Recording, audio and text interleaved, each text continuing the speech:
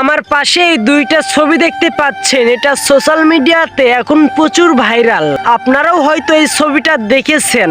এখানে অনেকে অনেক মন্তব্য করতেছে, যেমন প্রতিষ্ঠিত না হওয়া কোনো এক বেকার ছেলের প্রিয় মানুষ, তারপরে টাকার কাছে হেরে যায় ছেলেরা, তারপরে ফর্সা মেয়েকে বেকার ছেলেরা বিয়ে করতে পারে না। আরো অনেক মন্তব্য হচ্ছে এই ছবিটা নিয়ে। তো ভাই, তোরা যখন বুঝিসই যে টাকার অভাবে প্রিয় মানুষটা থাকে না, টাকার অভাবে প্রিয় মানুষটাকে হারাতে হয়, অন্য একজন টাকাওয়ালা ছেলে এসে তোর প্রিয় মানুষটাকে বিয়ে করে নিয়ে যায়, তাহলে তুই কেন জীবনে টাকা ইনকাম করিস না ভাই? এখন মেয়ের বাবা কি চাইতে পারে না যে আমার মেয়ের একটা ভালো জামাই হোক, আমার মেয়ের ভালো ঘরে বিয়ে হোক, আমি যার সাথে বিয়ে দিব তার অনেক টাকা থাকুক? এটা তো প্রত্যেকটা বাবা মাই চাই। আচ্ছা ভাই, বলতো তোর বোনকে কি বেকার ছেলের হাতে তুলে দিতে চাইবি না আমি জানি, তাই মাথা দিয়ে ভাব, আবেগ দিয়ে না।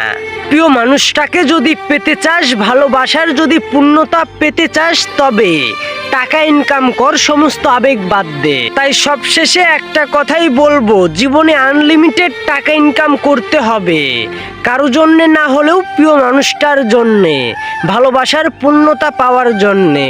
আর আমার কথাগুলো যদি খারাপ লাগে, তাহলে ছোট ভাই হিসাবে আপনারা ক্ষমা করে দিবেন।